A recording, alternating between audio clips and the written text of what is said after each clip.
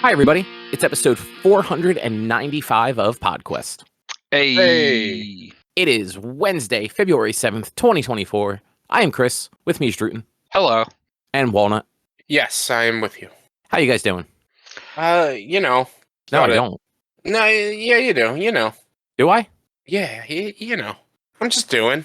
Okay. So I had to take Chase to the vet on Monday. Oh, right. How's he doing? He's Just a fine. hot spot, right?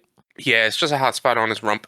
On his side. It's like it's more like his thigh, upper thigh, rump area. Poor buddy. I was trying to not bring him. Because like usually just Benadryl and spraying it usually stops and works. But it was Sunday that he was scratching at one point before I could get to him, and he was crying as he's scratching. He's hurting himself. He's biting him. He's straight up biting himself. Oh, poor boy. And so it was at that point, the vet that I had started going to, they're closed on the weekends, I believe.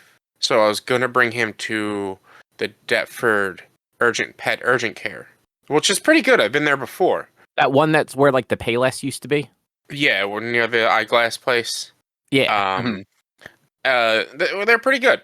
And my parents go there often, because they have a million pets, and they talk good about them. So I was like, all right, I'll go there. But they were just busy. I called them at like 12. I was like, do you guys have openings to bring somebody in today? And they're like, we actually had to start turning patients back. I'm like, wow. They're like, yeah, we're super busy today. We'll take out your information, and if we open up, we'll give you a call. I'm like, all right. If not, it's not an emergency, so I can wait. And then Monday morning, he was crying again, so I brought him to the vet. They muzzled him because he's a butthead, and I don't know how he's going to react to being touched somewhere that hurts him. So we muzzle him, and he was in my chest the whole time, as like the vet was holding him. I was scratching his head, and she was like cleaning off his rump area and cleaning it like actually with like soap and water and solution, and like shaving him.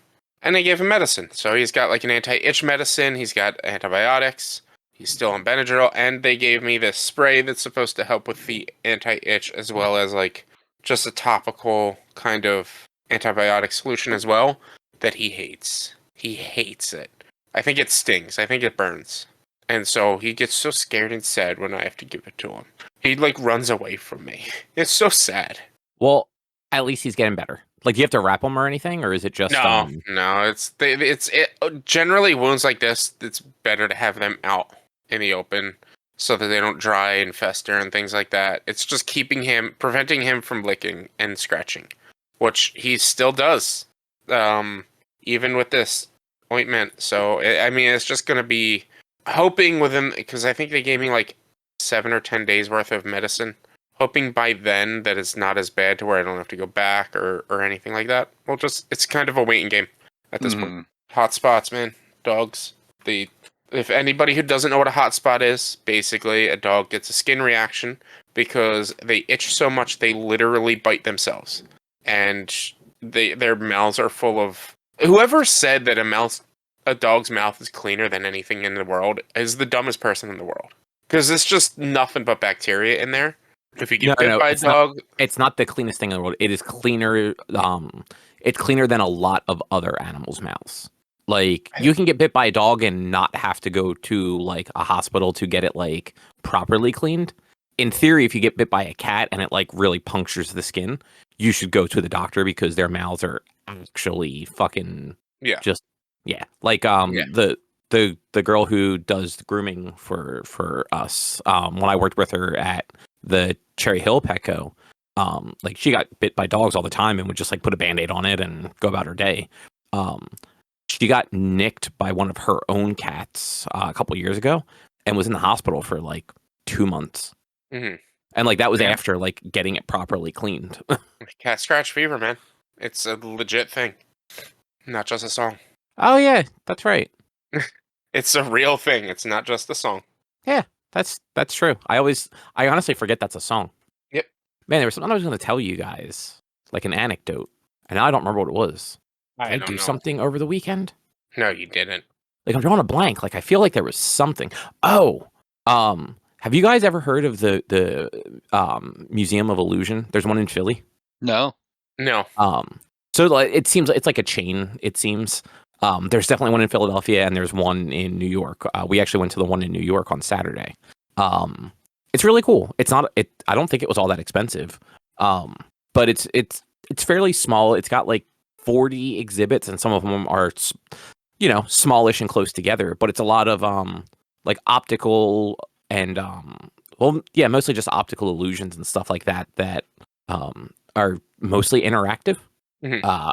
So like there's one room that it's set up where it's kind of like the Willy Wonka room where at one side you are smaller than you are at the other side. So like if they have a viewing window, if you stand at the viewing window and two people go in, one person will look much larger than the other person, even if they're the same size. Mhm. But like when you're in the room, it doesn't feel like it's slanted or anything. Like it's just like the way the room is erected. It's very weird. Yeah, like- I'm pretty sure they've had rooms like that at like a Ripley's Believe It or Not type things. Oh, probably. I've never been to one of those. My parents, we used to go to one every time we went on vacation. We would go to because they're all over the place. And so we went to Niagara Falls, and there's one there. When we went to Gatlinburg, there was one there, I think. I think we might have went to one in Virginia when we were there like 10 years ago. Yeah. But yeah, no, the museum, it's fairly small, but it's kind of neat. It's a lot of like interactive stuff. So like you can like take pictures of people like in front of the things that make weird pictures. Nice. Yeah, fun time. It's worth checking out. Yeah. But anyway, Rich, what's on the agenda? On the agenda, apparently there's some sort of Xbox rumors about pushing games to the PS5. We all watched Spider-Man Across the Spider-Verse. Cub, you watched Leave the World Behind, which I don't even know what that is. Never heard of it. The I don't movie. think. Yeah, but I don't think I've ever heard of it, so I don't know anything about it. I read my first book of the year. I finished it last night, called Sea of Thieves, Athena's Fortune. And Cobb, you started playing Persona 3 Reloaded, the like 17th remake of that game. Only like the third. I think fourth. Well, I think it's the fourth release, but third like remake, if that makes sense. I don't know. Well, because there's Persona 3, the original on PS2, and then there was Fez also on PS2. And then Persona 3 Portable. And then there was Portable on the PSP. And then there's this one. So this is the third remake, remastered, reloaded, but the fourth like different release of it. Mm-hmm. But it's also a full remake, like ground up. So yeah, it's at least it's not like the PSP one where they added some things, but they also removed all of the cinematics, and it was just like comic book pages. Yeah, that's our agenda. So Xbox, Drew, you've actually seen some of this stuff too, so it's not just me trying to remember it because I forgot to grab a link. Microsoft is rumored to be looking to at least Bethesda games, push them over to other platforms, specifically Sony. Mm-hmm. And people are just being so just shitty about it.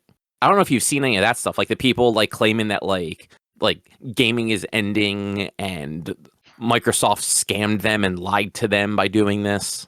I haven't, but I'm not shocked because fucking nerds, console fanboys, fucking nerds. Yeah. Like that. Just look. I texted you guys about this today about Colossal Order. Like a lot of City Skylines creators are not supporting the game and not playing the game as much.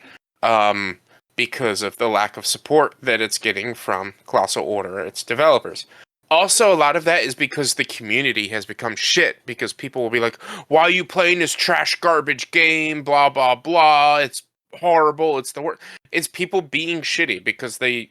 Look, I get it. Some people, at least in the City Skylines realm, feel slighted for the fact that City Skylines 2 is not a complete game.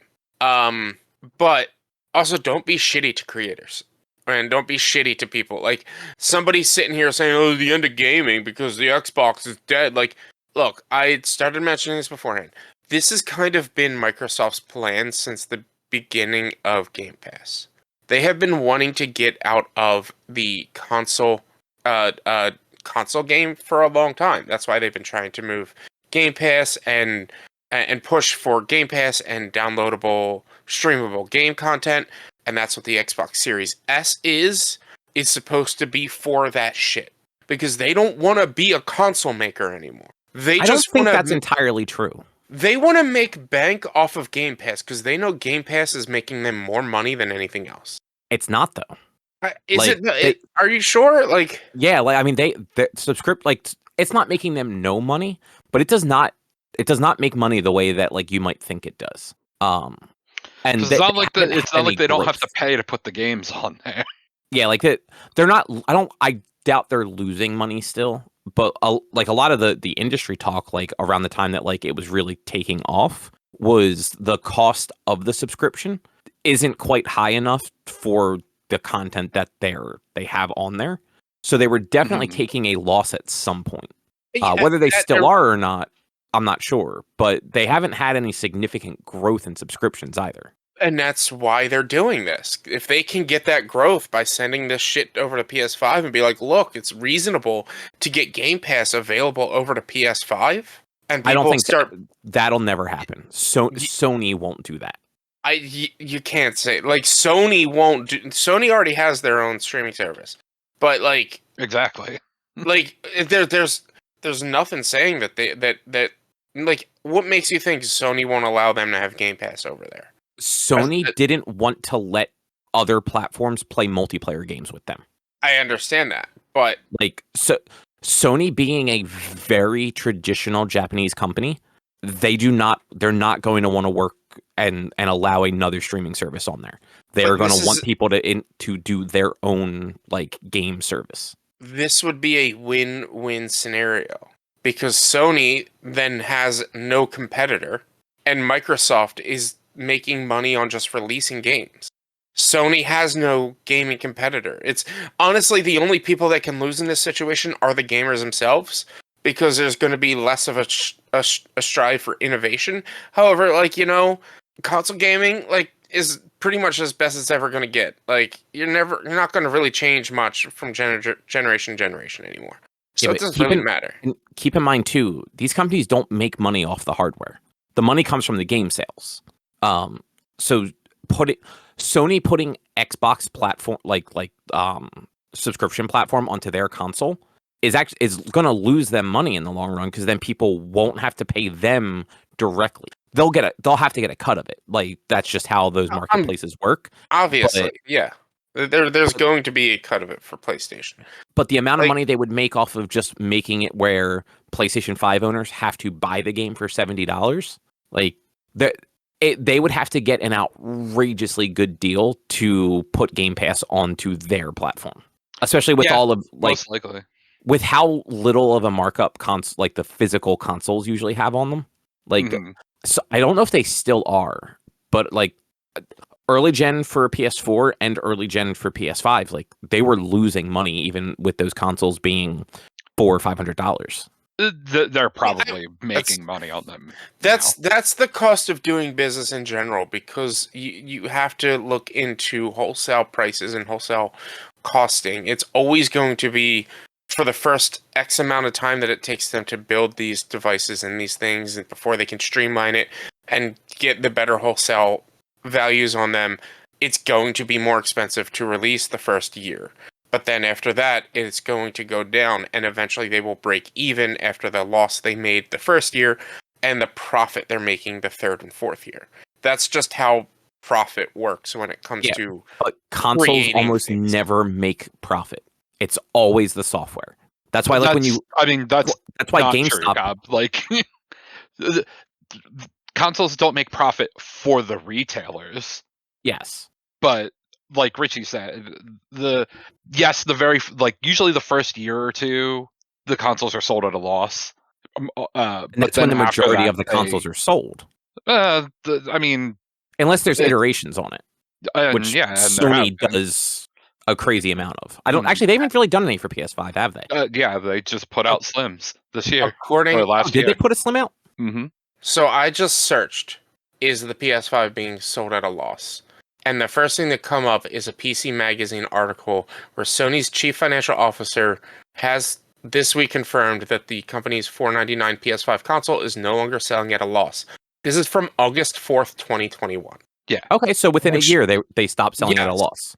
They stopped Yeah. selling at a loss, which, like, yes, that loss might, like, that first year they were selling at a loss because it takes time to make that many consoles, which, I mean, the PS5, you saw how terrible that launch was. Yeah. They didn't really have that many consoles, but the loss is the fact that they are mass producing this thing without making any money on it for the first X amount of months before it's actually released. So And- they lose a lot of that money, and then they have to make that money up over time. So over that year, they made up the money of the first 3-4 months of not selling any consoles. It also really creating. changed the last generation. Both Microsoft and Sony did not like overbuy components. You know, like the loss they got at the beginning was way smaller than like the PS3 360 era of Which that it era was cost them to also make weird those. because of all the unique hardware they were using at the time. Mhm. At least on the PlayStation side of it. Yeah. But this generation, they ran into the issue of like just supply and demand. Like like parts were just more expensive, unfortunately. Like all the stuff they needed to make these consoles were significantly more because of the pandemic, and also like the whole crypto thing that was going on in the early part of the pandemic, where like chip costs just skyrocketed because everyone needed to buy 30 fucking video cards Yeah. to get their $3 in Bitcoin. But also, fine, I will concede maybe they won't be bringing Game Pass over to the Xbox. But if Bethesda games start selling and they make, let's say because they'll be selling them for $70, say these games sold over on the PlayStation for $70, and for every game that's sold, PlayStation takes a $15 profit on each game or some shit like that. PlayStation is still winning off of this deal. Exactly. So it makes zero sense to not do this, because I full on feel that Microsoft is just done with consoles. So They don't want to do it anymore. I only disagree with you on Game Pass going to Sony. Like the games, like there's no reason for them to say no to the games. Like as long as they are making money off of them too, like they have to. There's no development cost into it. Like they would have to do for like any games that they were either publishing directly or like co-publishing. There's no marketing or anything like that. It's just the games just have to pass their what's that thing called that they have to do? Certification. Their certification, which also makes them money. Like the developers have to pay for certification. Yeah. I mean, I'm with you on Game Pass not going unless Microsoft actually does just does say we're out of console market. Then Sony would have no reason not to.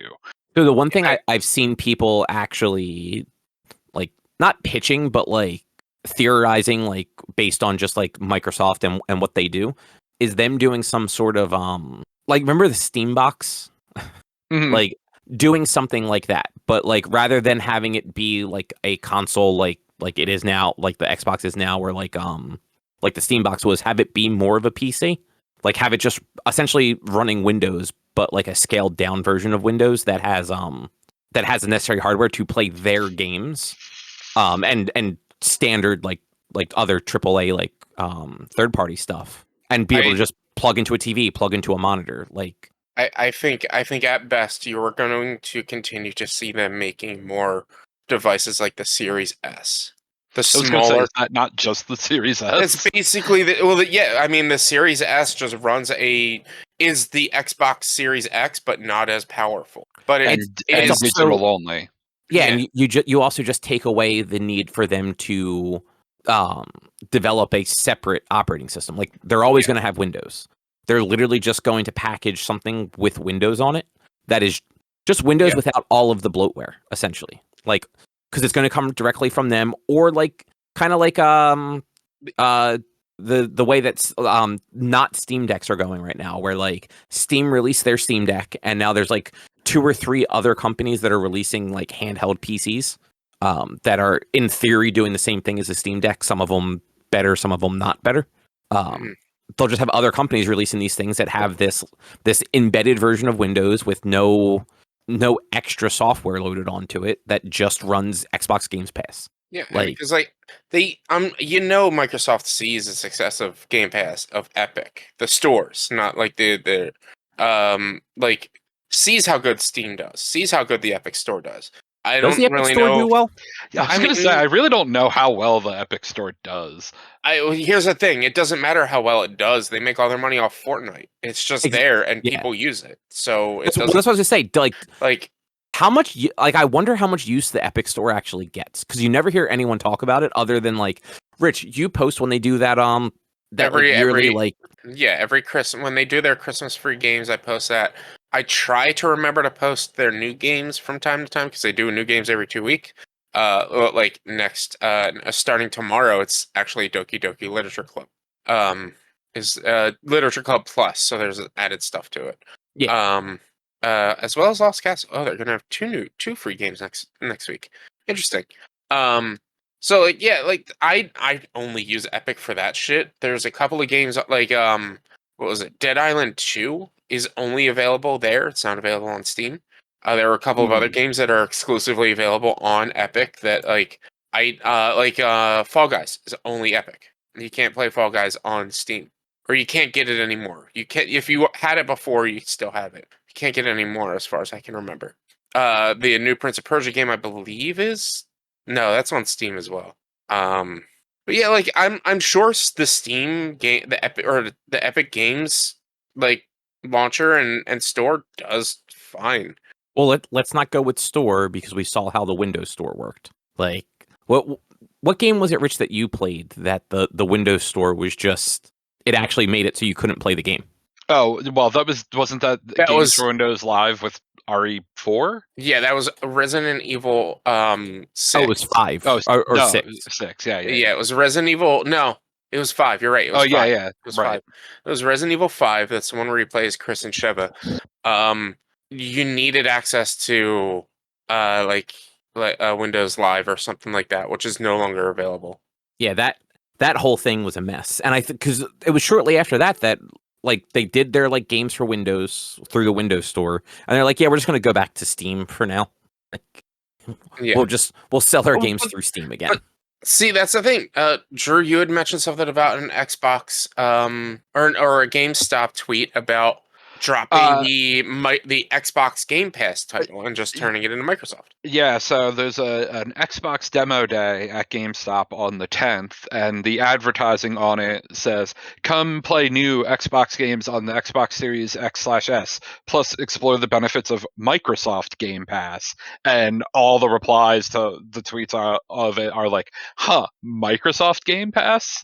And see, like that actually doesn't seem that weird to me. Just they want it to be a more what's the fucking word I'm looking for? Like flat marketing. So like Xbox for them is very much the console that you put under the television, and they want Game Pass to be synonymous with both console and PC. So using the corporate name makes sense in that case. Yeah, maybe.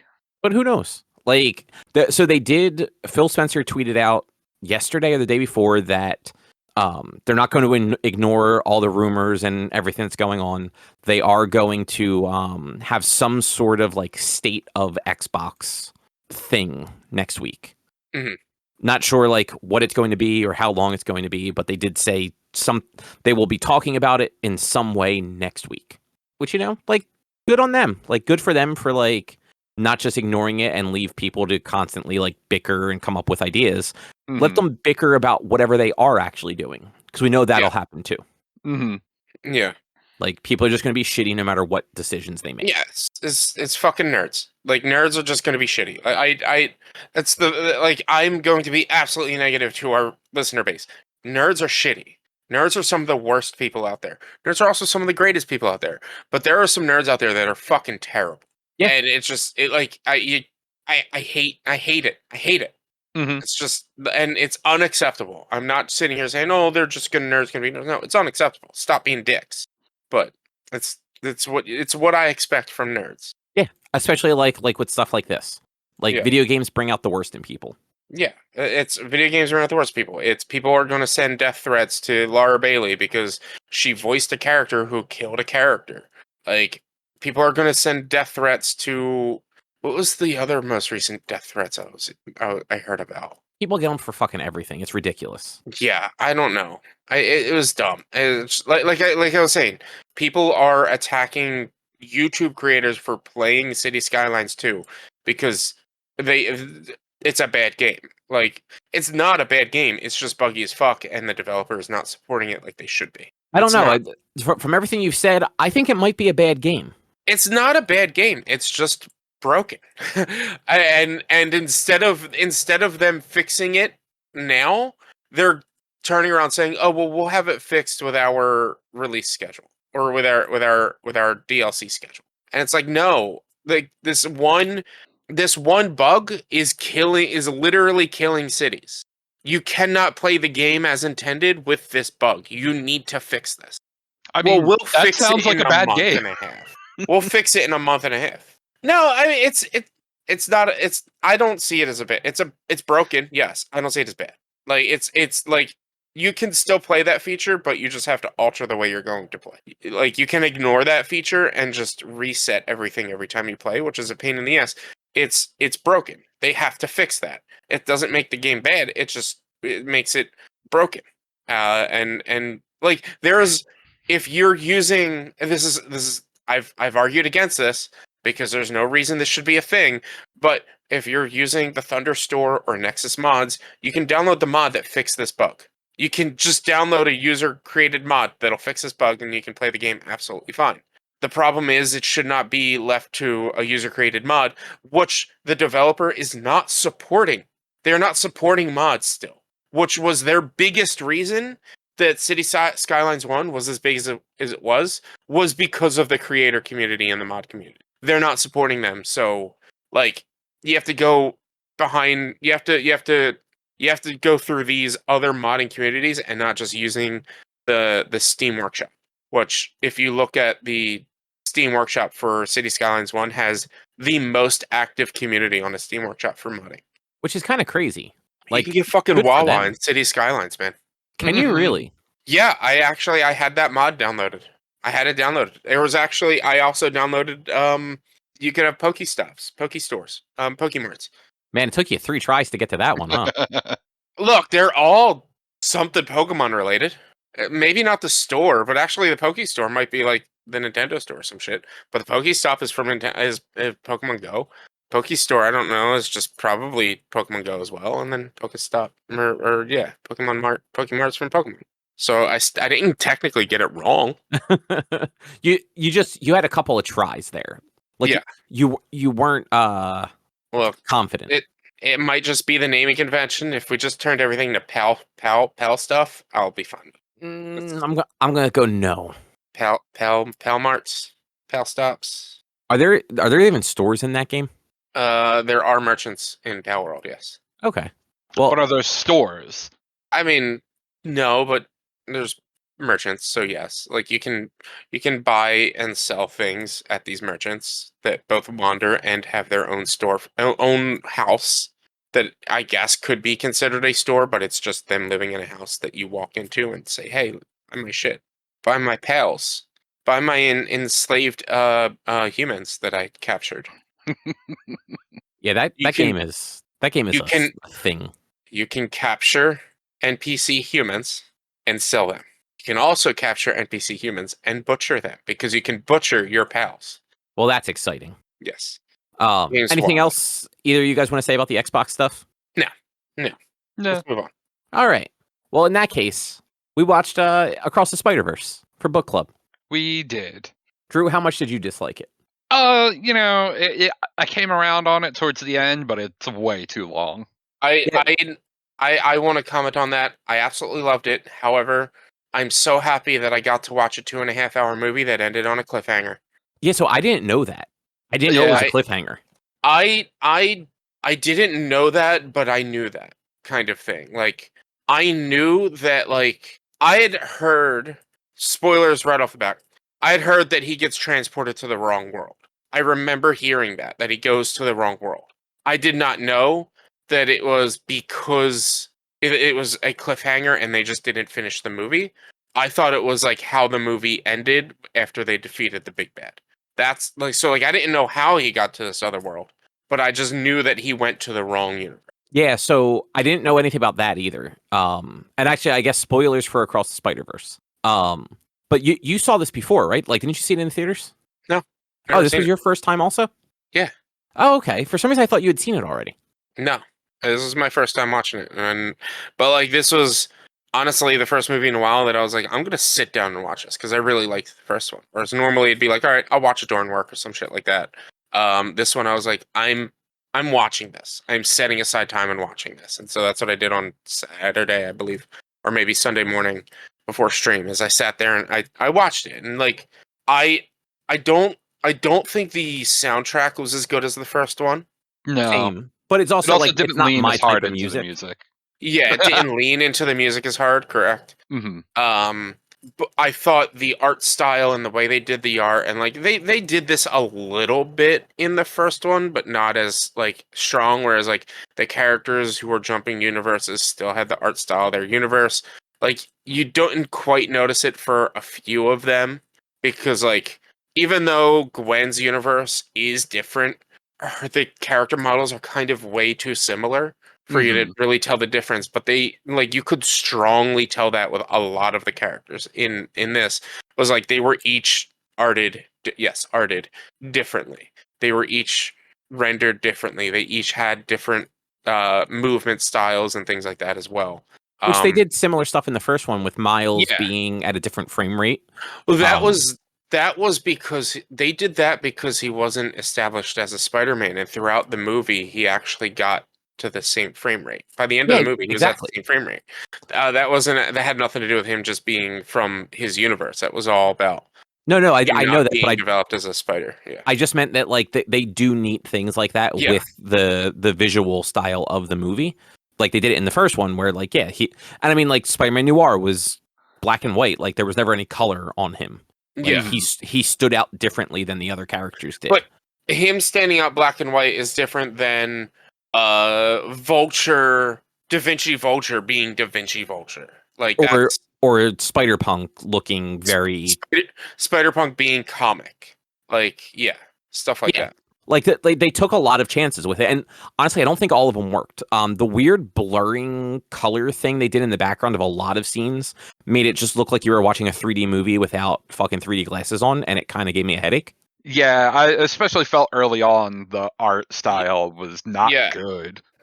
Gwen's world's art is just it's the background art for Gwen's world is very rough because it is just like it's this like watercolor style painting that they did for her world, but like it doesn't feel all fully developed and fully like there at times. Yeah, I can get that. Like they definitely agree had that stylistic choice, especially like when she reunites with her dad near the end. Like everything was very like desaturated color wise, but then other things like were like gradient in a weird way. Like Gwen in particular, like she was both desaturated and gradiented, if that's the way you'd say that, in like weird ways.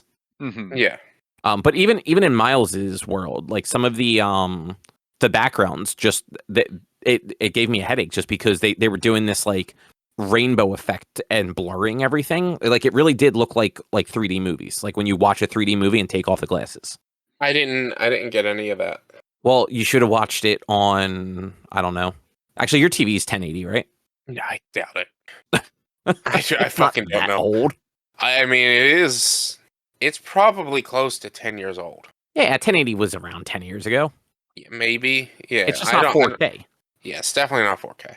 Maybe it's the 4K that did it to us, Drew. Maybe. We should have watched it lower quality.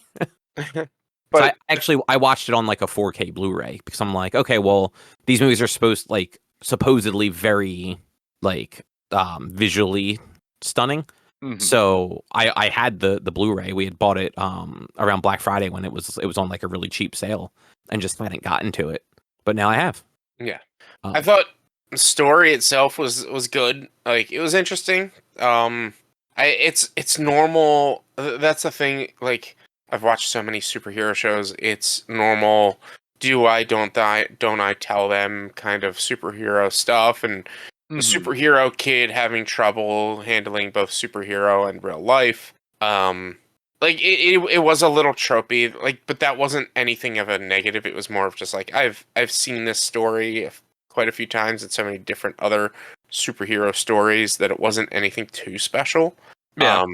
The villain was more of like the like, okay, I can understand this, but that also it felt, I don't know, I'm not happy with it being a cliffhanger, because like I spent 2.5 hours and nothing was wrapped up. Like they wrapped up because like you can't even say they wrapped up the like the Spider-Man Corporation shit either, like the Spider-Verse shit either. Like Nope. none of that is wrapped up. All that's wrapped up is nothing. Whereas like you can look at any other multi-part film. Let's use Endgame and Infinity War as an example.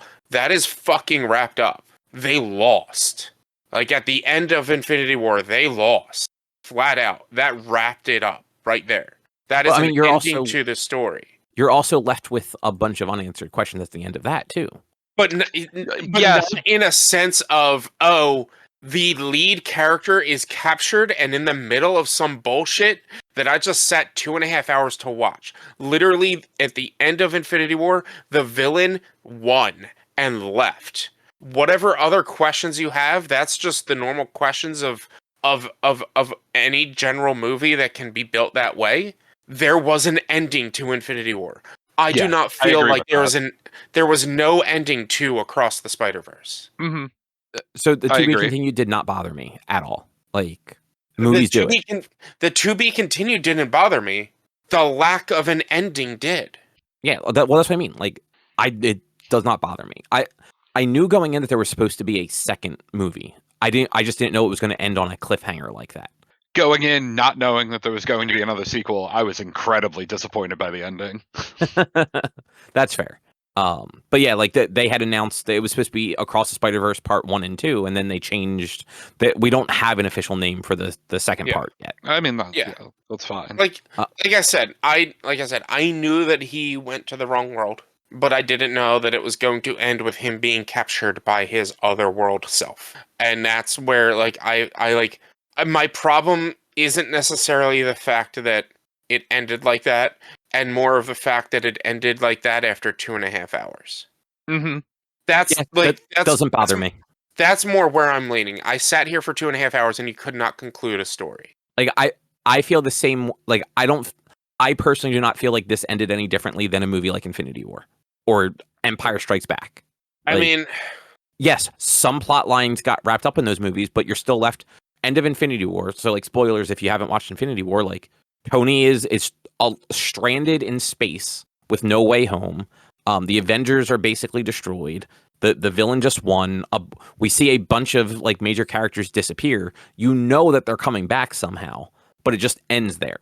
Yes, but like I said, you had that conclusion of the villain winning. The villain didn't win in this. Nobody won in this, and nobody lost in this. Miles lost in this, but nobody won. There's just this limbo of, oh, Miles isn't home because it sent him to the wrong world. Like there was no. That's my problem. Like you're saying, yes, Tony gets lost in space, which like it's unfortunate that he got lost in space, and that's not like it sucks that he got lost in space in the middle of a movie, but at the end of Infinity War, the war was over. Whatever happens from that point, knowing that there's going to be another movie, I was like, all right, we'll find out next movie. But with this, nothing ended. Yeah, I'm with Richie. I feel there were no resolutions to any of the conflicts in this movie. No, there was a conflict, like the resolution with Gwen and her dad. That's the resolution. The movie opened with it. It ended with it. That's not a. I am mostly kidding. I know. But also, like, I'm not discounting that you guys feel that way. I'm just simply saying I don't. Like, it did not bother me. I thought the movie ended in a way that, like, cool, there's going to be another one that's going to pick up somewhere around where this left off. I think all cliffhangers are like this. What if they took about 45 minutes of this movie where like nothing really happened and just ended it all in one movie? If it was going to be fucking 2.5 hours. Yes, I do think it was too long. I think they could have absolutely cut some of the stuff. But like sorry, Rich, go ahead. Here we go. Here's how you fix this problem. The last half hour was Miles in the wrong world. Just end the movie with him going home. Then you resolved the fact that he was lost, that he was in the other universe. And you resolve the fact that he is now home. And you leave it to where he's home. And then then you build it up and then you find out in the next movie, oh, he's home in the wrong universe. He's not actually home. I mean, yeah, that would have actually been the better way. Mm-hmm. Like it would have been a better ending. Or just I would have honestly I don't dislike cliffhangers. So like I would have been cool if it ended with him literally like realizing he was in the wrong universe and it just cutting there. Well, like, that's what she's saying. Yeah, absolutely. The way you just said it, I thought you meant like leave it where you think he got home. No, yeah, I mean, but then right when his uncle comes in, boom, movie over. Yeah, that or him finally getting home, or anywhere before him leaving with his uncle. Yeah. Him seeing his, or like maybe he does realize at that instance that, well, yeah, at that point you see his uncle come in. Oh my God, I'm in the wrong universe. And then it cuts to Gwen, and she gets he's in the wrong universe. Boom, movie over. There we go. They unfortunately also told us that he was in the wrong universe when he got into the machine. Exactly. Well, yes, but if you don't think about that, which I totally did forget about that as the movie was going, like if you miss that little bit, it's like, okay, yeah, you don't. It's easy to overlook that little bit that he was going also to. Just cut that out, like don't show where he's going. Yeah, but like cut that they out. Telegraphed it that last half hour. Like you knew he was going to end up going to the wrong universe before he ever went there. But still, it's fine that we, the viewer, know, but the characters don't know. That's dramatic irony. Like that's perfectly fine. Yeah. Like literally everything was fine. Have the uncle walk in. Miles realizes he's in the wrong universe. It cut to the Gwen getting the spider sense that, Miles is in the wrong universe, movie over. Don't spend the next 25 minutes of bullshit where basically nothing happens. Yeah, like that couldn't just happen in the next movie anyway, which actually probably will just happen at the beginning of the next movie anyway. It's going to be 2 hours, 2 hours of Miles in the wrong universe trying to get home. Then he'll get saved, and then 45 minutes like fighting the Spot and also fighting Spider-Man 2099. But also the first 30 minutes of the next 2 hours will be the same 20 minutes that ended this movie. Yeah. but animated slightly differently. Yes. Yeah. So it's I'm not trying, like, this doesn't make me hate the movie. It sounds like you hated it. I thought the movie was a great movie. I thought it was very enjoyable. But I will never watch this movie until the next one comes out, and I will only ever watch these two movies together. I mean, I just won't watch it again because why watch it again? Like if it's on TV or something, it's going to tell you all the what happened in the first 20 minutes of the next one. True. But you will because you read from the first Spider-Man. Here's why to watch this one again. It made me know about the existence of Peter Parked Car. Oh yeah, the Spider-Mobile. I didn't know that was a thing. I missed that. Oh my God! There's a buggy that shows up at one scene, and a bunch of other Spider people jump into it. That's not a car. That is actually a version of Spider-Man from a world where everyone is a car. It's basically Spider-Man from the Cars universe. Yeah. Jesus Christ. Its name is Peter Parked Car. Yeah. Yeah, no, they actually, so not complaining about the ending. They did a lot of cool stuff with like grabbing some of the characters that have been introduced more recently in some of the Spider-Verse stuff they did. They just had one last year, I guess it was. Like 2022, 2023. That was the end of the Spider-Verse that introduced a bunch more new Spider characters, and they brought a bunch of them into this. Like the Peter Park car was one of them. There was the one Spider person in the wheelchair. They were one of them. I'm surprised that they didn't bring in the Cinderella Spider hero. Just it was a very unique one, and I feel like it would have fit this movie really well. She was basically like a Cinderella stand-in. Like the issues that she was in, all of her dialogue was like sing-songy, like a Disney movie. Okay. Yeah, like it was really clever, and I feel like it would have worked really well in the movie, but they didn't go that route. But I appreciate they did a similar thing like they did in the first one, where when they were introducing certain the spiders, they would give that little like, I'm such and such, the Spider-Man or whatever of whatever Yeah. universe.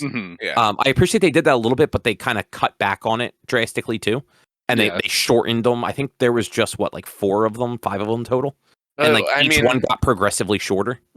wasn't there really only two? It was just for Spider-Punk and Well, you got the reintroduction of the Gwen and Miles at the beginning of the movie was the reintroduction of Gwen, and then you had the reintroduction of Miles, and then yeah. you had Spider-Man India and Spider-Punk, and a very short one with Miguel where he's just like, I'm Spider-Man at 2099, and he's like, and that's all you're gonna get out of me. Like, fuck off, I'm busy.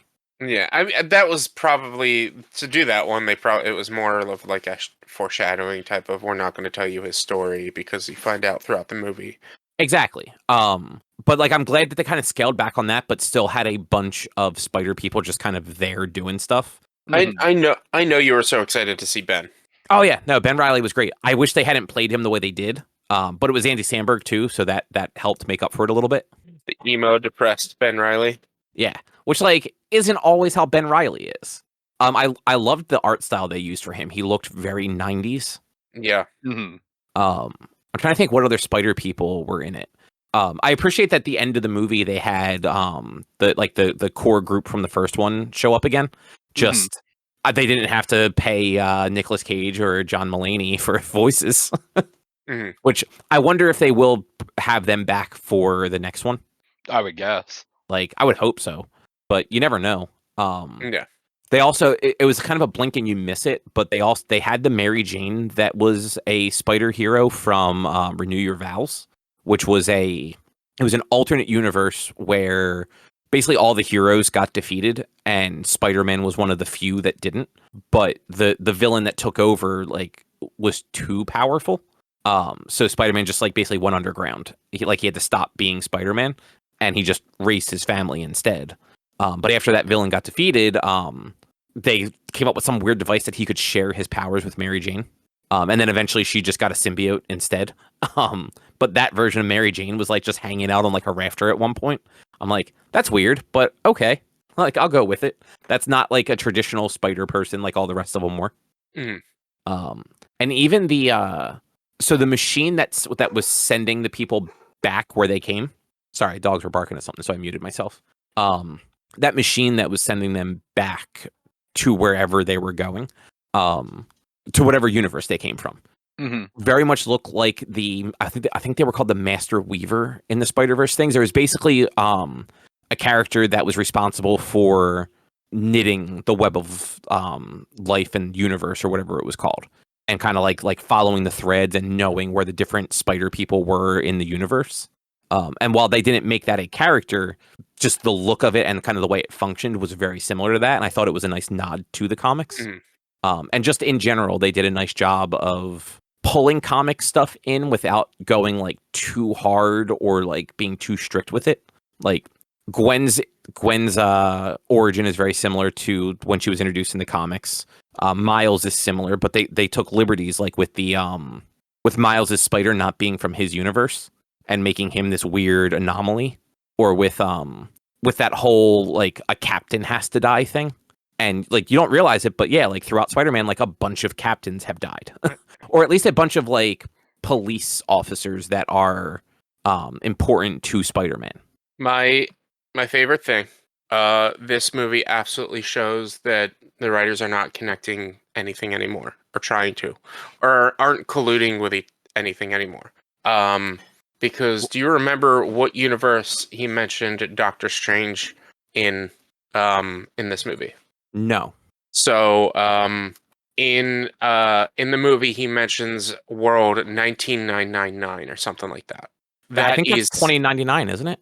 No, 2099 says this. He says, I dealt with Doctor Strange and that little nerd punk in world 19999 or something like that. That is the MCU. Before Doctor Strange and the Multiverse of Madness, where they have dubbed the MCU Earth 616. Oh, that's right. I forgot that they Yes, redid all that. They have dubbed the MCU and Doctor Strange and the Multiverse of Madness as 616, but in this movie and in prior things, the MCU was known as apparently like Earth 199999 or something like that. So I wonder if that was intentional or if it's just a matter of this animated movie took way longer to make than the time since Doctor Strange came out. Like, I wonder if that was just part of this, especially being that like it is not part of it's not part of the MCU at all. But Doctor Strange came out after this movie. No, it didn't. Yes, it did. This movie just came out back in June. Wasn't it really that? Then, all right. So then, yeah, they weren't paying. It was this movie that wasn't paying attention because they could have easily dubbed that over Earth 616. I mean, that is true, but like, why bother, right? Like, only us looking it up are really going to notice that. But like, were they really even like tying into the MCU in any way? Regardless, it was when he was mentioning Spider-Man No Way Home. No, I know that, but like, you also see there are shots of Tobey Maguire and Andrew Garfield Spider-Mans, Donald Glover as the Prowler, which technically he was Aaron Davis in from the MCU. Yeah, was that the first Spider-Man movie? It was from that was from the first that was from Spider-Man Homecoming. Yeah, but like they were mostly just pulling from the stuff that Sony owned. Yeah, but it's still like Spider-Man No Way Home is in the MCU. And when he said Doctor Strange and that nerd punk or that nerd kid or whatever, like that was him referencing. I thought it was him referencing Multiverse of Madness, but no, it was him referencing No Way Home, and he used Earth 199999. Yeah. But like I said, in Multiverse of Madness, they call it Earth 616. So it's like, what's going on here? Unless because it's different universes, they're using different terminology because they don't have connection to the universe that dubbed it 616. But still, I just thought it was funny that like it was like, I'm pretty sure it's 616. I think you're looking into it a little too hard now. No, because there's literally Screen Rant has an article, Earth 616 or 1999, MCU's universe number finally has an official answer. No. I meant you're looking a little too hard into why they did it in the Spider-Man movie. No, I mean, I'm not trying to figure out why they did it that way. I was like, oh, obviously they don't talk. That's really all I was saying. Like, oh yeah, obviously these writers aren't talking. Yeah, the animated stuff has no connection with the live action stuff. Like, I'm surprised that they were actually allowed to use the archive footage of the actual like movies. Like, I feel like Sony and Marvel would just be like, nah, let's just keep this the cartoon. We don't need any live action in our cartoons. I mean, yes, and like I feel like with the introduction of the Spider-Verse in the MCU, it just makes sense to be like, all right, go ahead. Like, I think it would be more weird if they didn't connect them than if they did. I don't know. I just see them like keeping it very separate. This is probably the only time either of them are ever going to be referenced. Like, undoubtedly, there's no other time these two things are going to reference each other. But they did reference in when they did the first Spider-Verse comics, or might have been the second one. They actually they used the Tobey Maguire Spider-Man and the Andrew Garfield Spider-Man because it was pre-MCU Spider-Man. Yeah, I remember hearing this. They used both of them in it, and I thought that was actually kind of funny. Yeah, all Spider-Verses are connected. Yeah, it's the web of life and something or other. Yeah, but yeah, I enjoyed the movie. I didn't have any I didn't have any problems with the way it ended. Like, it's cliffhangers happen. I like the movie. I just feel like if you're going to leave a cliffhanger, don't make it 2.5 hours long. You know what it is? Like, a lot. I'm used to comics and books that do just end. Like, but again, it's 2.5 hours. You could have wrapped something up in that 2.5 hours. You could have. It also, and still my argument, the movie didn't need to be 2.5 hours long. Exactly. No movie needs to be 2.5 hours long. Me and you were making the same point, Cobb. It was 2.5 hours, and you did not wrap the movie up. But we're not making the same point. I am simply saying it doesn't have to be that long. But I don't mind that nothing wrapped up. But why was it 2.5 hours? If they didn't wrap anything up, why was it 2.5 hours? We are making the same point. All that unnecessary info. Exactly. There was no reason for it to be that long. If it was an hour and a half to an hour and 45 and it ended the way it ended, you know what? Fine. It was only an hour and a half. But it was 2.5 hours. It was 45 minutes longer than a movie that has a cliffhanger should have been. Yeah. That's like me and you are making the same point at that. There's no need for it to have been that long. My point is they didn't do anything to end the movie. Your point is movies are just too long. We are agreeing at that. Well, we're agreeing it's too long. I'm just fine with the cliffhanger. No, yeah, absolutely. But my reasoning for not liking cliffhanger is because it was too long. It was long. Like if it was a shorter movie and ended the way it did, then I wouldn't have bothered like bringing that up. It's just the fact that it was that long and nothing came of it. Yeah. Unfortunately, we're just in the era where like movies are too long now. Like I love movies. I don't like no movie like when a movie is getting that close to 3 hours, there's nothing there for it to be 3 hours. See, I don't mind a long movie. I don't mind sitting here and watching a 2.5 hour movie. I don't mind sitting and watching a 3 hour movie. I watched all of Justice League 5 hour Snyder Cut in one sitting. So did I. And it was unnecessary. That's I mean, they definitely could have just made it 5 different episodes or some shit like that, like they originally were going to do. But I 5 hours is unnecessary. But what I'm saying is like a 3 hour movie isn't that crazy.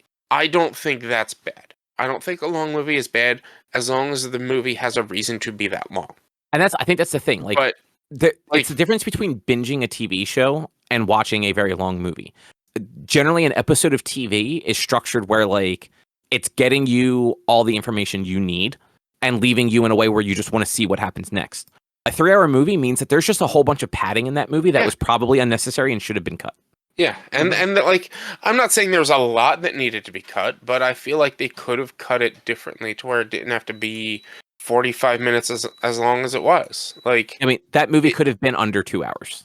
It absolutely could have been under 2 hours. And like, frankly, as an animated movie, it should be under 2 hours. Like, animated the demographic is children.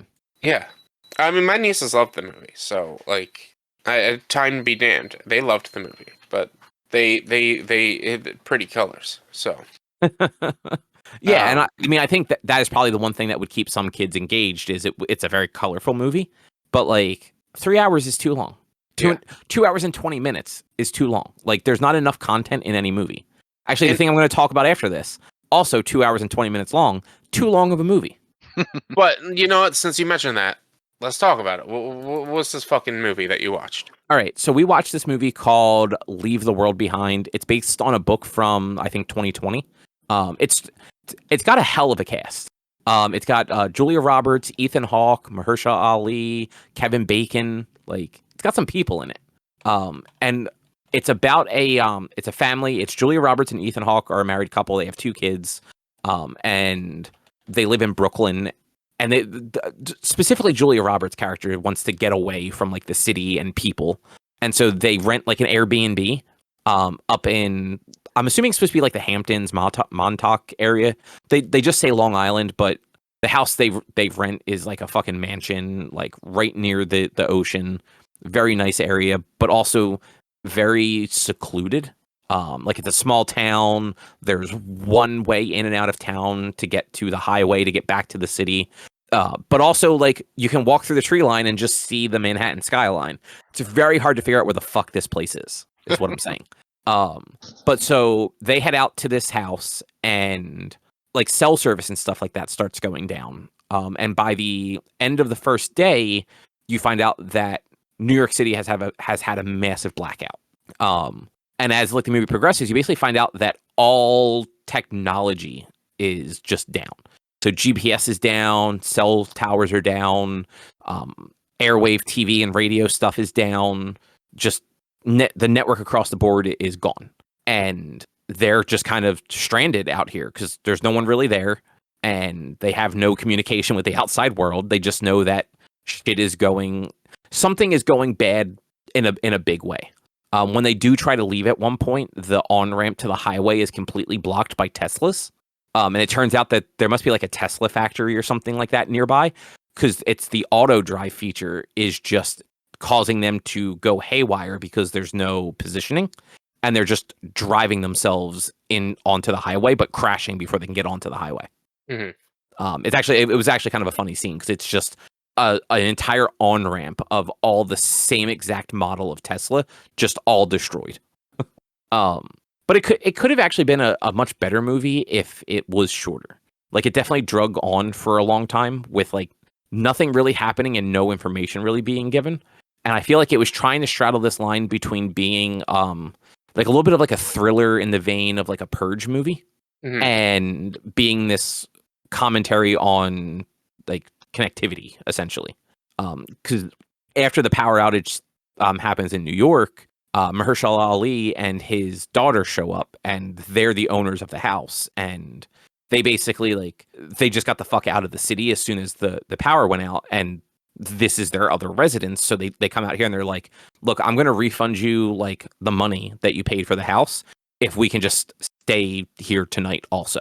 And there's definitely like a little bit of confrontation between the two families and all that, but they end up just kind of having to deal with each other because there's nowhere for them to go. Like, it definitely had some interesting ideas, but I just feel it just wasn't executed super well. Mhm. Like at one point there appears to be like radiation stuff happening because the older son just wakes up one morning and all of his teeth are falling out. Weird. Like yeah, like he's able to just like literally like pluck them out of his mouth. And there's no Brush real your teeth, explanation kids. for that. He didn't brush his teeth. Yeah. And like there are like these sonic noises going off that's like causing the people to like fall to the ground like clutching their heads. Like it's one of those really, really high pitched sounds. Mhm. And then on top of that, at one point Ethan Hawke's character is driving after trying to find like anything at all, and just this crazy wave of these red flyers just fall out of the sky. And it turns out that whatever it is, it's written in like Arabic or something like that. And the one side says "Death to America," and the other side they never actually translate. And near the end of the movie, you find out that a similar thing happened in like San Diego, but it was all like Korean or Chinese writing, is what they say, and it has the same message on the one side. So like Mhm. you don't really know what's happening or who did it. You just know that essentially the world is, or at least America, is just being cut off from everybody. And the last thing they kind of tell you at the end of the movie is that there was some sort of defense contract idea for basically like to destabilize a country, you just have to crash all of their networks and just let the country destroy itself. And that's basically what they show happening at the end of the movie is the New York City is just like literally exploding. Like you just see buildings exploding in the background of New York City. Hmm. Not a terrible movie, but like not one that I think is necessarily worth watching unless you have like 3 hours and nothing better to do. Honestly, it sounds kind of interesting. Sounds like a movie I might be into. Yeah, like it's First of all, I love Ethan Hawke, and I love this kind of like post-apocalyptic kind of, or not even really post-apocalyptic, but because it's apocalyptic essentially. But I love that like that style of like this. It's like the apocalypse is happening, and we just have to deal with it now, kind of shit. yeah, like Um, it had a ton of interesting concepts. I think it was just paced really poorly. mhm. And I think that was the problem. Like, there were lots of stretches where either things happened that were completely unnecessary, scenes drug on too long, or just nothing happened at all. Like Yeah. there are several scenes where like the kids are just playing in the pool, and like that's Mhm. it. Like they're just hanging out in the pool. Like we didn't need that. Looks everyday life still happens even after the apocalypse. No, I get that, but we didn't need like 15 minutes of it in a 2.5 hour movie. No, no. But yeah, like leave it's on Netflix. Like, and it's got a hell of a cast, if nothing else. Yeah, that's a great cast, man. It's a Yeah, great cast. yeah. I mean, that was part of the reason why we watched it. I think somebody that Erica works with had like said that it was really good, and I looked up. I'm like, oh yeah, like this has like an amazing cast. Like let's give it a shot. Like I'm not sad I watched it. I just don't necessarily think that it's something that people have to go watch. Yeah. If that makes sense. Yeah. But Rich, Huh. you read a book. Excuse me. Yes, I read my first book of the year, Sea of Thieves, Athena's Fortune. It is a book written by one of the writers of the Sea of Thieves game. Like he wrote this book. It is based on the game. I think technically is canon for the game's lore, deals with primary characters that you deal with when you play the game, at times, depending on how much you do in the game, and the things you do in the game. It's it was really interesting to read the book because it is 20 chapters. However, every other chapter switches to a different character. So the odd number chapters are for Ramsey, and the even number chapters are for Lorena. And so their stories take place across two different timelines. But they influence each other and whatnot, obviously. Otherwise, there would be no reason to have it written this way. But you're just at one point you're reading about Ramsey, and then the next and it'll stop off with like oh man, this big thing's happening, and chapter end, and you'll go to Lorena, who's dealing with whatever else she's dealing with in her time. The cool thing is, in Ramsey's chapters, it is about the formation of the alliances of the Sea of Thieves and things like that, whereas Lorena is several hundred years after that, and she's actually trying to basically find the treasure that is connected to Ramsey's chapters. And the way they tie them together, like one thing I like that they did is they don't waste time redescribing scenery. So if you're in a scene in a previous chapter that you come to in a later chapter for a different character, they don't redescribe it separately. It is like they pretty much assume like you recognize where they are at that point. Okay. Yeah, it was it's a fun story that like it kind of informs you on why you do things the way you do in the game itself, which is really cool. For instance, when you collect certain treasures in Sea of Thieves, like certain treasure chests, you don't open the treasure chests, you sell those full-on treasure chests to a company called the Gold Hoarders. Well, this book explains why you don't open those chests and why you just sell those chests to the Gold Hoarders. And what it is those chests are made of a cursed metal that can only be opened by specific keys, and the people of the Gold Hoarders are the ones who have those keys because of events that happened in this book. It explains to you why occasionally when you kill a skeleton lord, you get a scroll that has that has riddles that you have to solve for buried treasure, and like why that happens and why you sell the skulls to the Order of Souls. It kind of explains why some people are ghosts. It has a lot of the game mechanics like written in this. For instance, one of the characters dies at one point, but in Sea of Thieves, the game, if you die, you go to the Sea of the Damned, or the Boat of the Damned. The Sea of the Damned, and the ferryman will sail you around the Sea of the Damned until he determines you've paid your penance for death and lets you come back to life. And they explain that in this book. After that character dies, one of the characters is like, what is this? What are you talking about that they'll be back? They died. I saw them get killed. It's like, oh no. Most likely, they'll be back. Sometimes they don't come back. Sometimes the ferryman says, nah, you're done. But most times, if you die in this way, you come back.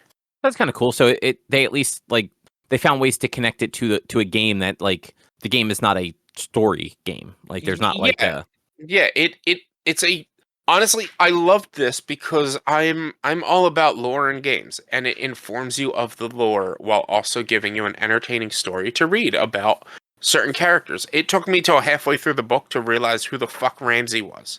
And like once I got to that point, I had texted my friend who I played Sea of Thieves with, who she's read this book. I'm like, wait, is Ramsey the Pirate Lord? Which I should have known that Ramsey was the Pirate Lord by looking at his picture on the freaking cover of the book.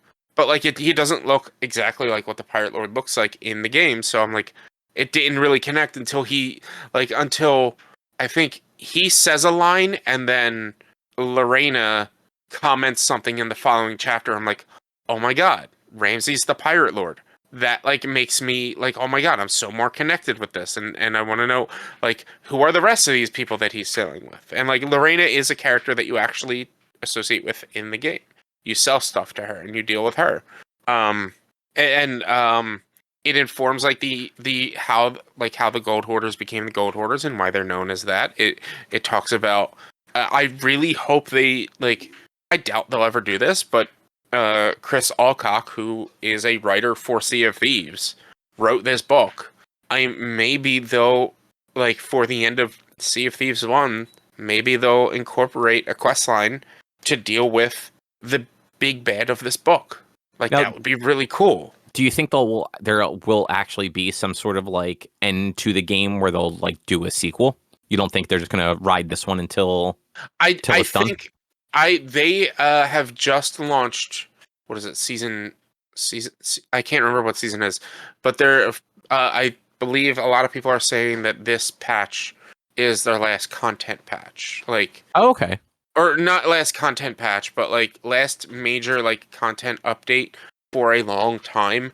They are next moving forward into gameplay updates for a while. Like this season updates that they did to streamline the game for quality of life changes and HUD updates is like the last one they're doing for a while, then, or for a long time.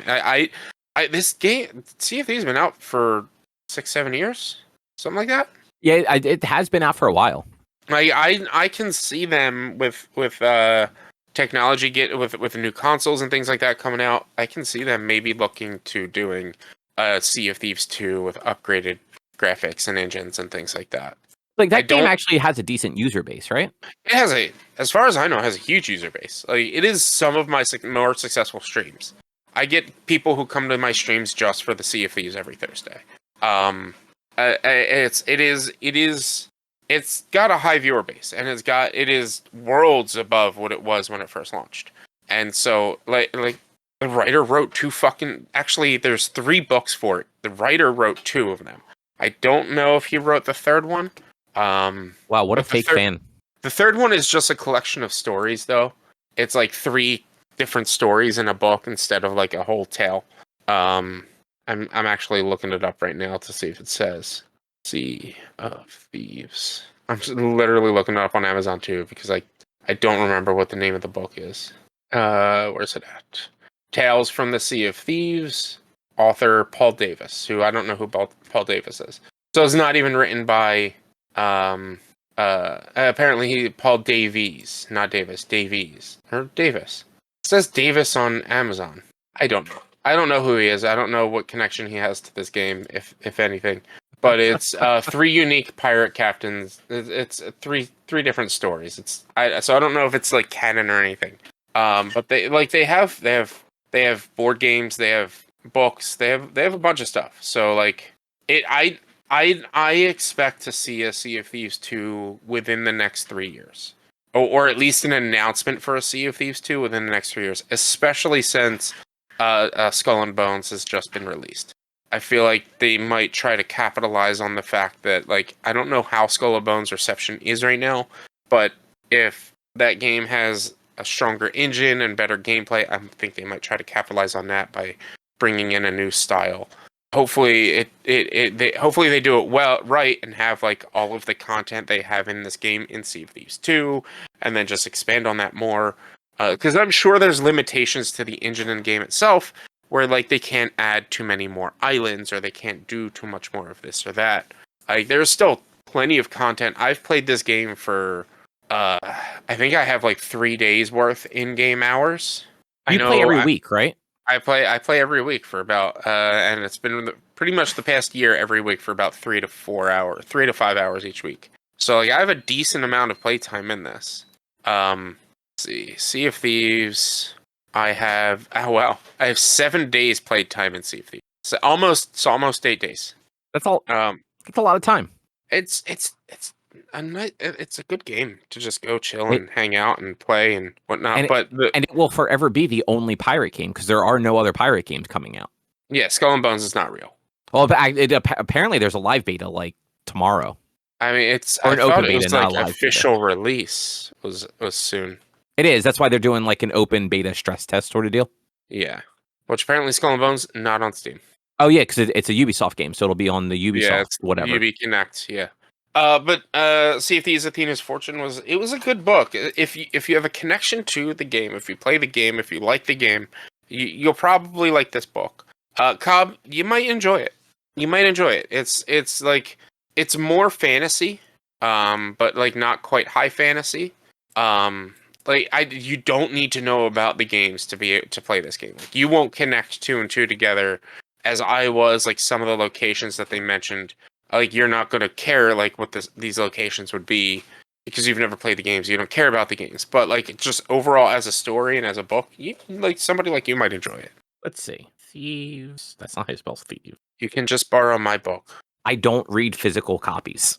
I fucking hate it. Oh, that's weird. I expected this to be on the library app, but it's not.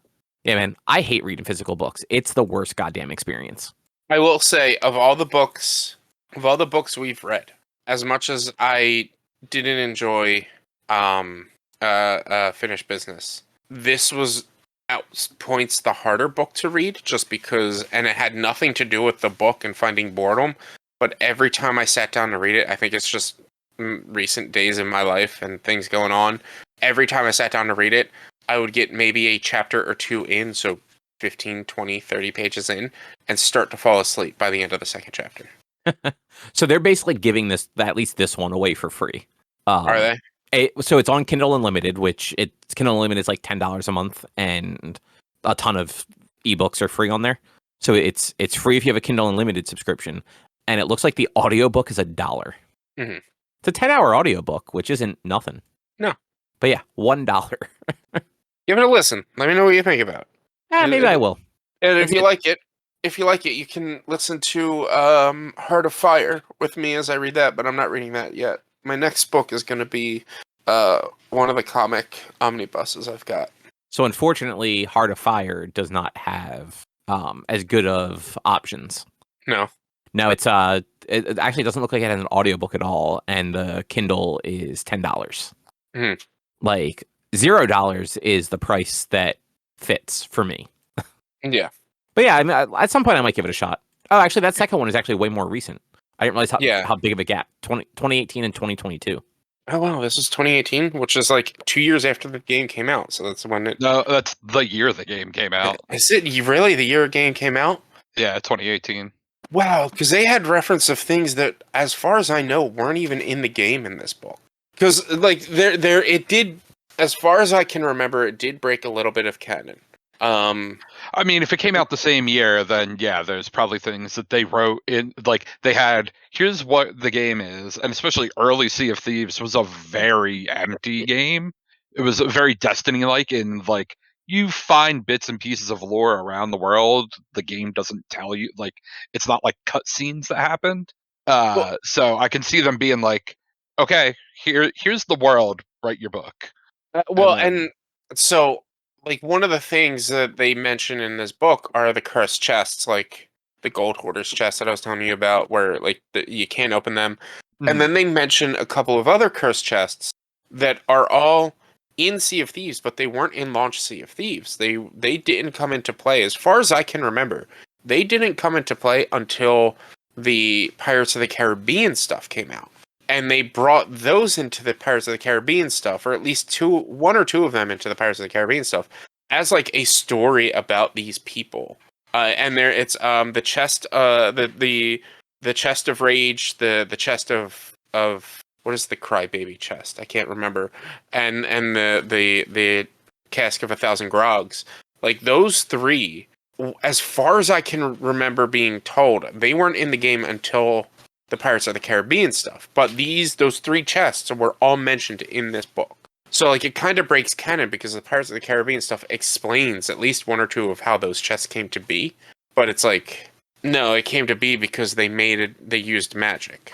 So, I don't know. Maybe I'm misremembering about, because it was at least the crying chest, the chest of sorrows, that was in the Pirates of the Caribbean stuff. I don't know if anything else was. We did the Pirates of the Caribbean stuff last year, so that's where I'm like trying to pull my memory from. Oh wow, was that stuff really? I thought that stuff was more recent. The Pirates of the Caribbean stuff was the first. Well, it was the second Tall Tales they incorporated into Sea of Thieves, and that was like 2019, 2020. Oh, I definitely thought that was like only the last year.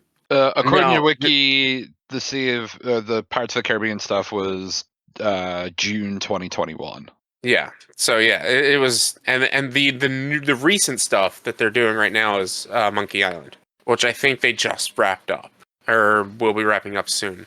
Escape from Monkey Island. Which makes sense because they just had the new one, the Return to Monkey Island or whatever they called it. Yeah.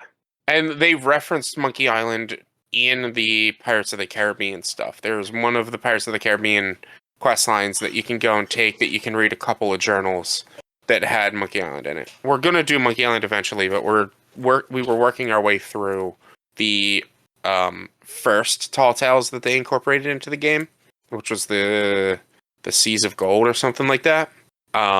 Before the new season came out, and then the new season like greatly changed a lot of the game and a lot of the loot and rewards you can get. So we stopped doing those to play the new season with some of the new content that they've incorporated. Nice. Yeah, but check out Sea of Thieves, Athena's Fortune by Chris Alcock. I liked it. I liked it a lot.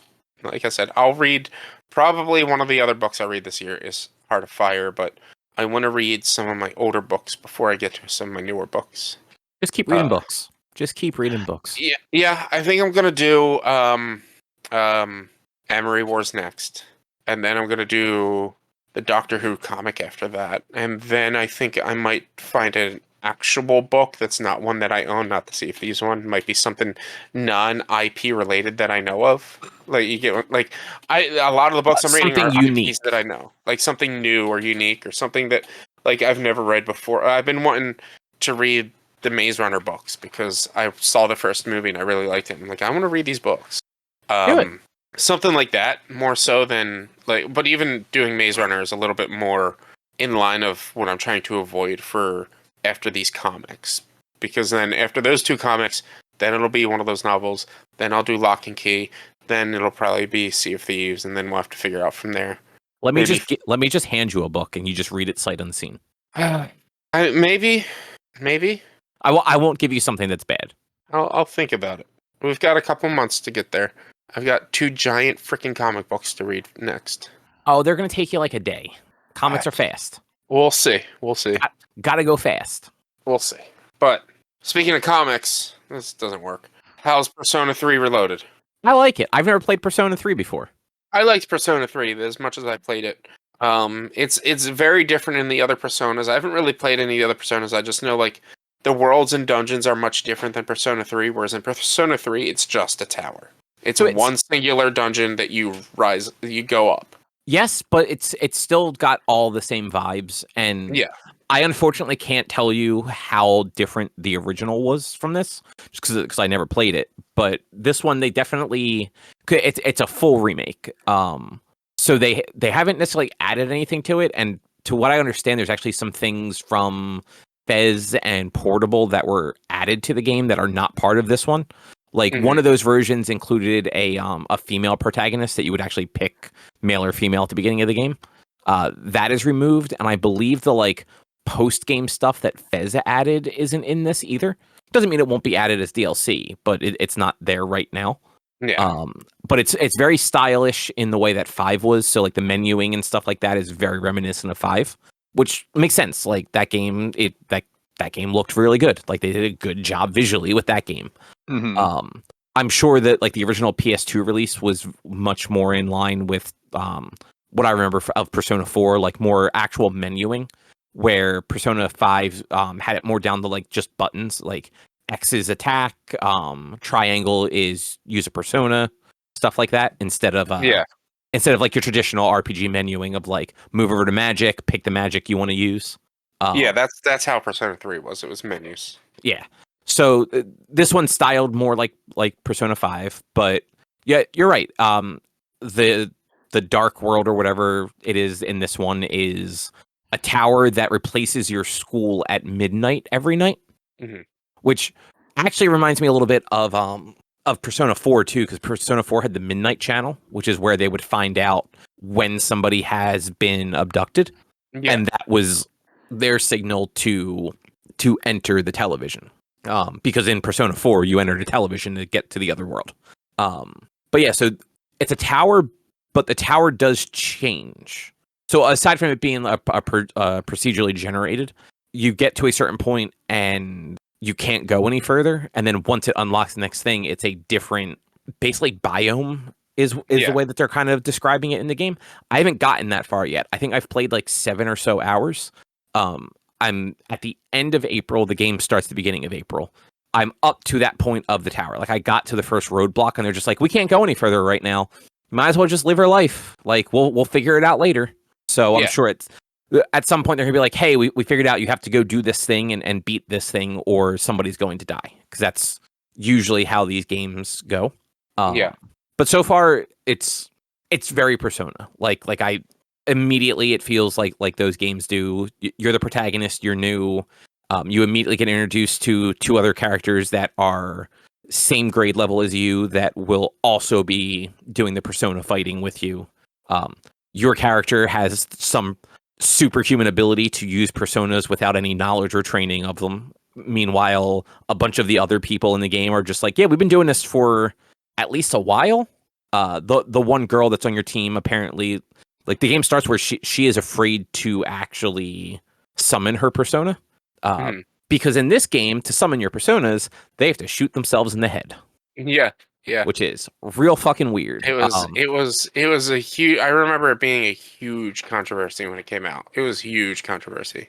I do remember that too.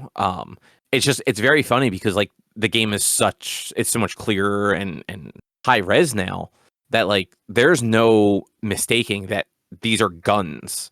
Like they're called invokers, so like they're not actually guns, but like the 2 of my characters put them to their temple, pull the trigger to summon their personas, and like they pull the trigger and you see like the blue magic shoot out the other side, and then the one girl like holds it to her forehead and pulls it with her thumb. And the opening cutscene is actually her like trying to do it and failing and collapsing to her knees, crying, and like. At that point, you know nothing about this game. It just looks like this girl just tried to kill herself. Yeah. But so far, like I'm enjoying it. It's very much one of those games where half the game you're going and just dungeon crawling, half the game is a life sim. So I've got 2 part-time jobs. I'm in two clubs. I'm on the track team and the student council. I've played House of the Deceased at the arcade. It raised my courage. Nice. Yeah. So just a lot of that stuff. You live in a dorm in this one, so you have a little bit more. So far, it seems like you have more freedom. Because even in the last one, you weren't supposed to go out at night until fairly late in the game. This one just basically as soon as you like become a Persona user, they're just like, yeah, cool. You can just go do what you want. Like it's cool. Like we trust you now. You know how to shoot yourself in the head, so you got this covered. It's also just the way that like the lore is working for it is it's only 1 hour a night that this happens, and it's basically at midnight every night. Time sort of pauses for an hour for everybody except for people that have this persona ability. So the people that are like sensitive to whatever is going on. Everybody else actually turns into a coffin, like a floating coffin, just wherever they were at. Whether they were home sleeping or like standing in like a store, they just become a coffin for an hour. But once that hour's up, it just becomes 12:01 a.m. and their 24-hour period just keeps going. The people with personas get that hour to go try and determine what's wrong and explore. The tower is called Tartarus. Yeah. So, but yeah, it's interesting so far. I like the tower idea. Because Persona 4 and 5, it was like different dungeons each time, and generally the dungeons were themed after whoever the kind of enemy was. More so in 5. In 4, like all the dungeons were pretty samey until the end. It was more just the area that you went into was themed more after like the person and why they were in there. This one is just like, yeah, this is just a tower. Like every room, every floor kind of looks the same, but it's going to rearrange if you leave and come back. And every like 5 or 6 floors, there's like a mini boss so far. So like you run around, you kill a bunch of the shadows, you get to like, I want to say it was 5, 7, 5, 11, and 21, I think were the 3 levels with like the mini bosses. And like each one got progressively harder, and you can tell that this was very much the tutorial section of the game, because every time you kind of like hit like a new area, they're like, okay, and now I'm going to show you how to do this thing, and they have you sneak up on an enemy to get a preemptive attack, or do an all-out attack by hitting the weaknesses, things like that. But yeah, it's been fun so far. I'm enjoying it. I wasn't actually planning on even starting it right now, and I didn't realize it was $70, but it was on Game Pass. So I'm just like, oh, you know what? Like, I'm curious. I will pay for a month of Game Pass and try it out. And if I'm still in the mood to keep playing it after that, I'll just let my subscription keep going. If not, like, I'll pause the subscription and come back to it a little bit later when I'm more in the mood for... Just got to make sure you beat it before 7 months go by. Why? Because then you would have wasted your money of not just buying it. I don't leave the subscription running. I'm just saying that, like, if just got to make sure to beat it before you spend $70 in Game Pass. That's all I'm saying. Oh yeah. Well, so to be fair, usually when I have Game Pass, I will play other games too. So I'll bounce around into some other things at the same time. But Final Fantasy VII Rebirth comes out on the 29th, and I am more interested in that right now than Persona. As much as I like the Persona game, it's like a 110-hour game, so I don't mind sort of playing it till the end of the month, turning off Game Pass for a while, getting Rebirth, playing that, and then when I'm in the mood for another JRPG, going back to Persona, and either just buying a digital copy of it on Xbox or resubbing to Game Pass. Because I don't mind the $70. It was just more of a, I knew I wasn't necessarily going to play the whole thing right now, and it's like, I don't need to spend $70 right now, but I can spend 15, get a feel for that, and like play a few other games that look interesting on there, and then get my money's worth essentially. Yeah, I Final Fantasy VII, man, I can't wait for that. I'm not rushing, but kind of rushing some of my stream schedules to be able to have Final Fantasy VII, to not be playing a game when Final Fantasy VII comes, so that once Final Fantasy VII comes out, I'm like, all right, great, and not have to worry about finishing up any other game. So, like, for instance, Shenmue, I should beat on Monday. And then Lego City Undercover is the next game I'll be playing in that list. I'll start on the 18th, and that's like a 15-hour game. So the 18th, 19th, 20th, and the 25th, I should probably have Lego City Undercover beat by then. And like literally just before Final Fantasy comes out. Yeah. So yeah, like I should have Lego City Undercover beat before Final Fantasy comes out. Then it's like the only game I have left on my list of game requests is Star Ocean, which, like, I've told them and they're okay with it. I am not paying $70. I'm not paying full price for that game. So I will get it as soon as it's on sale. Like, Lego City Undercover is $20. So I'm like, all right, that's fine. I don't mind paying $20 for this game. Shenmue was gifted to me when they requested me to play Shenmue. And Baldur's Gate was bought for me. So that's why I had to play all those.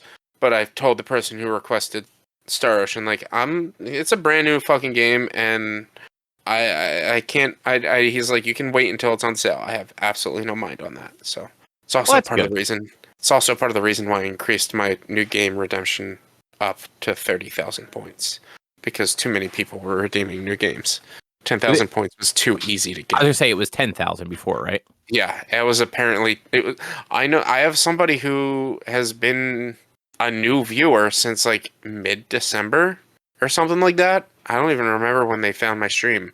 I think they found me through Subnautica, which we're on episode 8 today, and they didn't find me until midway through Subnautica. So, like, less than a month, or about a month if they've been following my stream, that they have already been able to redeem me to play a game. So, like, 10,000 points was too easy to get, apparently. Well, at least now you know. Yeah, so I upped it to 30, and I'm still considering upping it to 50. Like, even more. Depends on if it gets redeemed a lot more or not. Yeah, I mean, that makes sense. Like, often. See how often it gets redeemed, and then kind of go from there. Hopefully Hopefully somebody redeems it for Persona 3 Reloaded.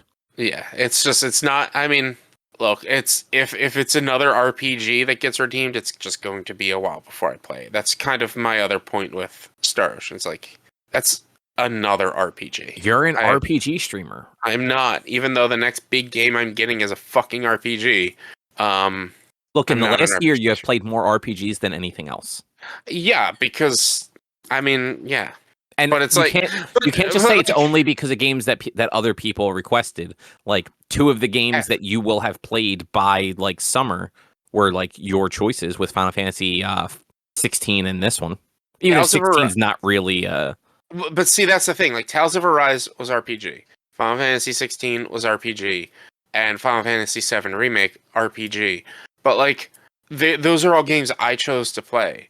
But it's also like how much of those are like how much can you truly say Final Fantasy 16 was RPG? Like, I mean, less than the other 2. yeah, Dude, that's more. Final Fantasy 7 Rebirth has a sphere grid. Great. So does apparently. I mean, you could technically say Enshrouded is also an RPG because it's got a sphere grid and progression system like an RPG. I just know how much you love sphere grids. I love sphere grids, man. They're great. I love sphere grids, but I mean, Final Fantasy 7 Remake had a pseudo sphere grid, kind of. Yeah, it did. But so this one has a sphere grid for your party level. Okay. So not only do your characters get levels, your party actually gets levels, and the higher level your party, the more like cool combos you can do. Interesting. Yeah. Persona 3 does not have a sphere grid, but it does have a bunch of cool leveling things you can do. Mm-hmm. Just like it's got the card set up. Just to bring it back to Persona 3 before we wrap up, it's got the card set up similar to Persona 4, where at the end of a battle, particularly if you've gotten one mors, which is when you hit an enemy with either a critical attack or their weakness, that particular character gets to go another time. You get to do this thing at the end called a shuffle, where it presents you with 2 to 5 cards that have different effects. Some of the cards give you money after the fight. Some of them will give you extra experience for that fight. There's some that will heal either just the main character or the whole party for a certain percentage of health. And there's cards that are new personas for your main character to be able to use. So you want to get those as often as possible to get more personas, so that you can then take those personas to the Velvet Room, fuse them and stuff like that to make more new and stronger personas, and then ideally get more personas and kind of repeat the process to keep evolving and getting new ones and getting new abilities on the ones that you fuse. Because usually when you fuse them, you get the opportunity to bring a couple abilities that are available on the cards that you are fusing from. So like if you fuse like a fire and an ice type persona into something, sometimes you can give it both an ice and a fire ability after that, and it becomes, like a real bullshit character to have. Yeah. But yeah, it's a good time. I like it. I'm going to keep playing it. Yeah. Goth Pokemon. I love it. Basically, yeah. But this time you're not ripping the masks off of them all forcefully like you did in 5. Now you're just running up to them with a fucking sword that like a person just randomly handed you. Yeah. Like literally, like you're the first time shit goes south, this girl just pulls out a sword and goes, "Here, take this." It was very Legend of Zelda-y. Nice. And this was before you knew anything about personas. It's just like, here, you might need the sword just in case. Oh, actually, one other fun thing in this game, the police are the ones that sell you your armor and weapons. Right. Yeah. I remember that. Yeah, like there's one cop at this one particular police station who like can't see the personas, doesn't really know they're there, but is just taking the word of some high schoolers that there are creepy monsters hunting people at midnight every night. So he's just, and for whatever reason, like this particular police station must just get a lot of contraband of like melee weapons and armor. So like you're not buying guns from them because the only guns you get are the evokers to summon your personas. But like you can buy bow and arrows, you can buy swords and literally like both katanas and like big broadswords, and then different types of armor and amulets and stuff like that. It's very funny. Yeah. But that is probably all I have to say about Persona. Anything else either you guys want to talk about? No, I think I'm good. No. All right. Well, in that case, we will wrap it up. Oh shit, we didn't figure this out. What is our next book club? Oh well, Drew, do you have any idea of a alien or extra dimensional type of movie? Nope. Would you like to randomly pick a movie with an alien in it? Not really. Go ahead. Y'all pick something. Rich, do you have anything else for that No. game? Wasn't there what's that Tom Cruise Oblivion? Wasn't there a Tom Cruise movie? I don't know if that has anything to do with the actual. You know, it's a shame. There was something the other day that I was thinking of. That I'm like, man, I should have picked this movie instead of Spider-Man, and I don't remember what that movie was anymore. I typed Alien movie, and it just gave me all of the Alien movies. Yeah. Surprise! There's You like searched 7 Alien of movie, these. and it gave you Alien. What a shock! No, I mean we could just move on to a new category. Yeah, you know what? We can do that. All right. Do you got either of you have categories in mind, or should I just pull up my list of categories? Pull up your list of categories. I'm bad at coming up with categories. All right. I'm sure, Drew, you don't have any categories, right? Nope. Let's see. So we've got parody or single take films. We've got we've got vampires / modern fantasy films. We've got biopics. We have remakes, and then we have another set of parodies. Well, I picked the last topic, so one of you guys wants to go ahead and choose one of those. You know what? We'll go with the let's see. Is it available still? No, I don't think it's available where it used to be. At least it's not showing on Google. What movie? Birdman. Over this last time, because remember, I made this list a while ago before the strikes, and it was originally available on Max, but it's not anymore. And Just Watch is not working. Oh, there it goes. Yeah, it doesn't look. It's only a rental now. Or DirecTV. Okay, then let's see. That's also. You need to make a new list, is what it sounds like. I mean, those stupid strikes screwed up our list. Here we go. Fine. This is gonna be. We'll do the remakes. We'll do remakes. We're gonna watch 2024's Roadhouse. Actually, no, that's not out yet, is it? Didn't that come out last year? Why is it saying 2024? Yeah, is that actually out? The one with Jake Gyllenhaal. Another Roadhouse remake? Like, I know there's one with Jake Gyllenhaal coming to like Amazon. There was supposed to be one on Netflix as well, which is what I have it listed as. Unless it's just not on there anymore. Unless it never came out. I could have swore it was already out. Oh, it comes out on March 8th? I mean, I don't know if it's... Google, real quick, it says initial release March 8th, 2024. So it'll come to Prime Video on March 21st. Okay, so then, I need, you know what, none of my movies are... Actually, there might be one more. There might be one more. I think this one... this is the only one that's actually available on a streaming service for free right now. We're gonna go with the modern fantasy / vampire, and it's called Day Shift. Day Shift. It's Jamie Foxx. I've heard of this one. I've never seen it. Came out in 2022. Jamie Foxx, Dave Franco, Natasha Lou Bordizzo. He is a down on the dumps vampire hunter. That LA Times calls a damned delight and one of the best horror comedies of 2022. So there we go. All right. So in 2 weeks, we can even expand it to just horror comedies if we don't want to sit strictly for modern fantasy / vampire. But I feel like there's by modern I mean not fantasy. So like if you wanted to do I like future Twilight. I actually know what I'm picking already, and it's on Max. Or From Dusk Till Dawn is, even though it takes place in like the 90s, 80s or 90s, like that's also considered modern fantasy. Right. As long as it's not fantasy era, like actual back in medieval times. Yeah, that's what I mean. Medieval fantasy. Yes. But yeah, I know what I'm picking. The other one was one of the other ones I have in mind was Daybreak, I think it was that Will Smith fantasy one with the orcs and elves and whatnot in like modern times LA. Yeah, I know which one you're talking about. I thought it had a different name than that though. I don't remember. It was another Netflix one though. Yeah, it was a Netflix one. Yeah, I do. I don't remember what that movie was called. Maybe it was Daybreak, not Gemini Man, Bright. Right. Yeah. Wow, that is older than I realized. 2017. Yep. Damn. I watched that with my ex. Huh. And I fell asleep halfway through it. I think I was just she stayed up late and she stayed up to like 2 or 3 o'clock all the time, and so we started it like after she got here like midnight. So I fell asleep because I was just generally tired, not because it was a bad movie. I don't know. Could have just been a bad movie. But yeah, cool. So in 2 weeks we'll watch Daybreak or Day Watch. Day Watch. Day Shift. Okay. I don't know Day why I shift. put Day Watch down. Because you really wanted to watch Baywatch. No. Oh shit! Code 8 has a sequel coming out. That's right. Yeah, they just announced it like a few days ago. But Yeah, anyway, it comes out the end of the month. if you would like to find more of our content, you can head over to www.one-quest.com.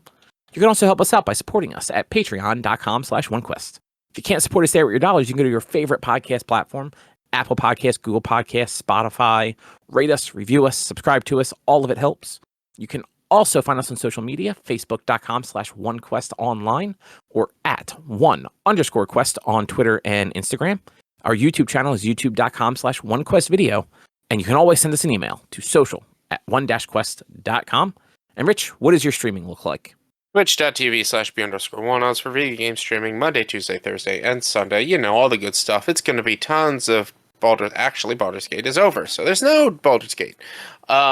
This Sunday coming up, big sports ball game Sunday. We are playing football, football manager or whatever it is, just because I like the bit. And on Tuesday coming up, we are doing our spooky game for the month. It is Valentine's Day related, and I mentioned it last week, I believe. But you're gonna have to come check it out on Tuesday to see what it actually is. Well, that seems ominous. It's on purpose. No, I know. But yeah, with that, we will be back next week with something else to talk about. Thanks for listening. Bye. See Bye. you.